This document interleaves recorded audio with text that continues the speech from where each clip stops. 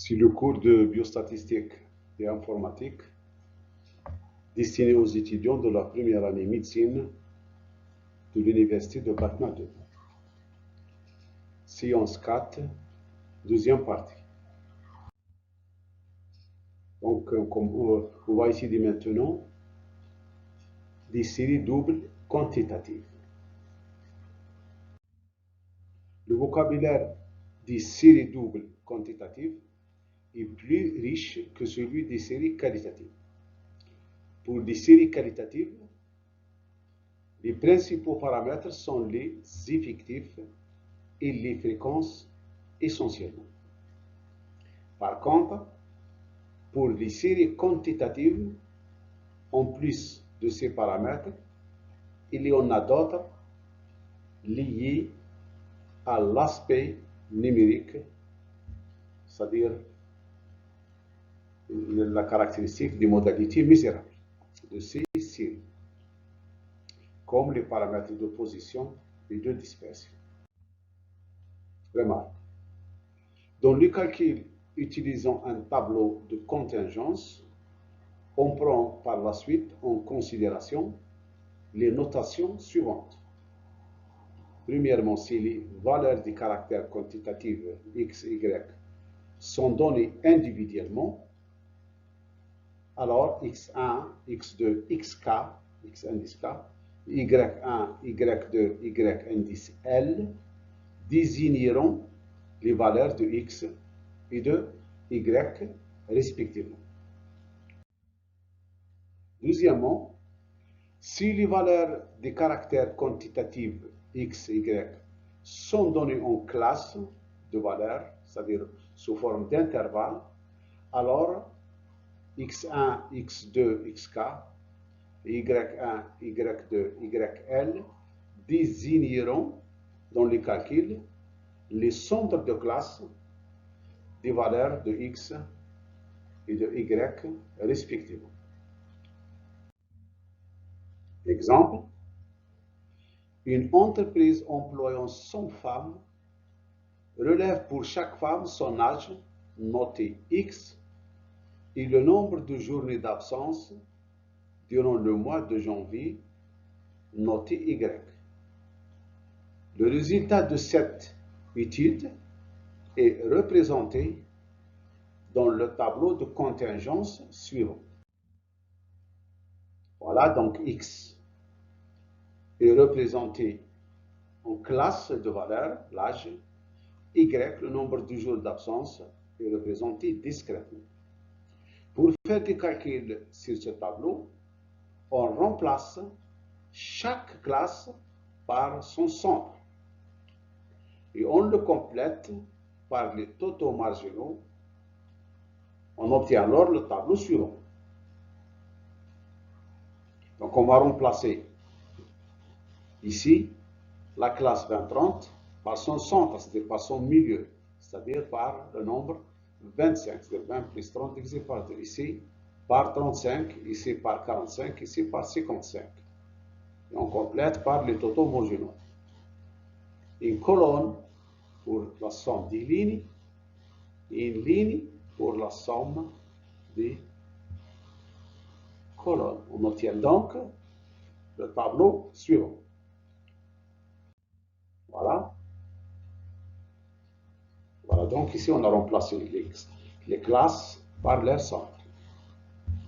On a complété par une colonne du totaux des lignes et une ligne pour le totaux des colonnes. On présente maintenant à travers cet exemple les principaux paramètres d'une série quantitative double. Je commence par les moyennes des distributions marginales. Delta, moyenne de x, noté mu de x ou x bar. Ici, la moyenne de x, on prend les mesures de x uniquement, alors on aura une distribution d'un seul caractère statistique.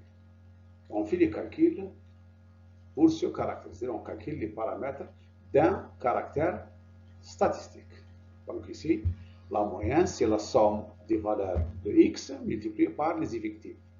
Donc, c'est la première valeur de x multipliée par l'effectif, qui est la somme de la première ligne, plus la deuxième valeur multipliée par son effectif, qui est la somme de la deuxième ligne, jusqu'à x k multiplié par l'effectif n k point, qui est la somme de la km ligne, divisé par l'effectif total, qui est grand N. Donc, la moyenne de x est donnée par cette expression.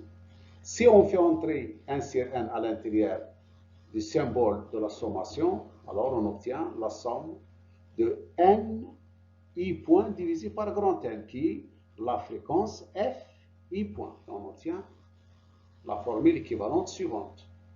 Donc cette formule donne la moyenne de x.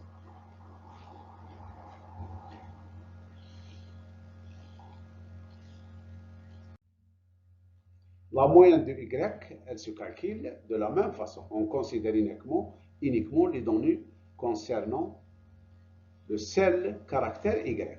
Alors ici, la moyenne, c'est la somme des valeurs de y, c'est-à-dire la somme de yj, multipliée par les effectifs correspondants divisé par grand N.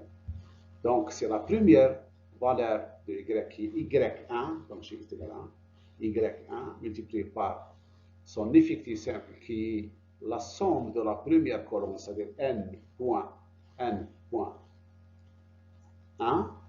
plus j est égal à 2, donc y2 multiplié par n.2, etc. jusqu'à L, jusqu'à YL par n.L. Donc ici, on considère la somme des totaux. Donc, la première modalité fois la somme de la première colonne, plus la deuxième modalité de Y fois la somme de la deuxième colonne, etc. De la même façon, si on fait entrer 1 sur n à l'intérieur des signes de sommation, on obtient la formule équivalente suivante. Donc, l'application de cette définition à notre exemple donne, donc la moyenne de x sera égale à 39 et la moyenne de y sera égale à 1.6. Variance des distributions marginales. Comme pour la moyenne, lorsqu'on parle de variance marginale, on parle de variance d'un seul caractère, soit le caractère x, soit le caractère y. La variance de x est notée v de x ou sigma carré x. Et l'écart type est noté sigma x. La variance de x, donc, par la formule de Koenig-Huygens, c'est la somme des carrés de x, c'est-à-dire la somme de xi carré fois n point i, c'est-à-dire c'est la première modalité de x, c'est x1, on prend, on fixe i est égal à 1, alors on obtient x1 carré, multiplié par n point carré. Ça, donc, c'est la première modalité de x au carré, et ça, c'est le nombre des couples avec la première composante égale à x1, qui est la somme de la première ligne. E est égal à 2, c'est n2 points fois x2 carré. C'est donc la deuxième modalité de x multipliée par la somme de la deuxième ligne. Le tout divisé par, on fait la sommation jusqu'à e est égal à 4, jusqu'à la km ligne, divisé par l'effectif total, moins mu de x au carré. Et sigma x, l'écart type marginal de x, c'est la racine carrée de la variance. La même chose pour la variance marginale de y. Ici, on travaille avec y comme un seul caractère.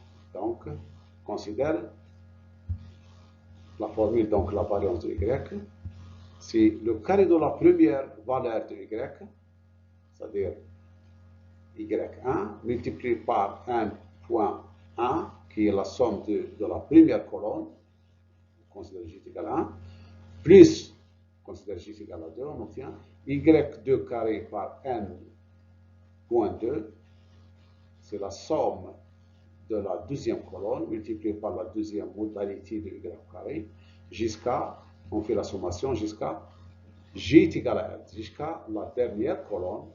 Donc, c'est GL carré fois N point L, la somme divisée par grand L, l'effectif total, moins le carré de la moyenne de Y. Sigma Y, l'écart type marginal de Y, c'est la racine carrée de la variance de Y. En appliquant ça à notre exemple, on trouve que V de x est égal à 94, sigma x est égal à 9,69. V de y, 0,94, sigma y, c'est 0,97.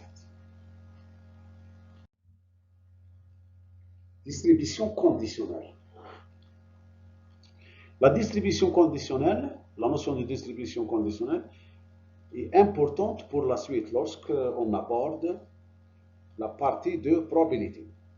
Ça, c'est une introduction, si on peut dire, au chapitre sur les notions de probabilité. Donc, on considère une série statistique double dont les données sont représentées par le tableau de contingence avec K lignes et L colonnes suivantes. Voilà. Lorsqu'on parle de distribution conditionnelle de X, alors on doit fixer une valeur de Y. On travaille sous la condition, on fait les calculs ou les proportions sous la condition que Y sera égal à une valeur, soit Y1, soit Y2, soit YN. Par exemple, la distribution conditionnelle de X, sachant Y est égal à Y1, les fréquences de cette distribution sont données en considérant la première colonne divisée par la somme de cette colonne. Donc, on écrit la fréquence de X est égale à X1, sachant Y est égal à Y1, on obtient N.N11 divisé par N.1. La fréquence de X est égale à X2, sachant Y est égal à Y1, c'est N2.1 divisé par N.2, etc.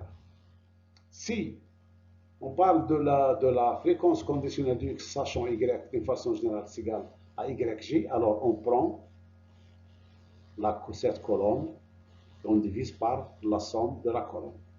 Donc la fréquence conditionnelle de X, sachant une valeur de X, est un tableau à deux lignes. La première ligne, c'est les valeurs de X, et la deuxième ligne, c'est les effectifs se trouvant dans la jème colonne divisée par la somme de cette colonne. Lorsqu'on parle de la fréquence conditionnelle de Y sachant une valeur de X, alors on prend une ligne. Par exemple, lorsqu'on parle de la fréquence de Y sachant X est égal à X1, on prend la première ligne, okay, on divise par la somme de cette ligne.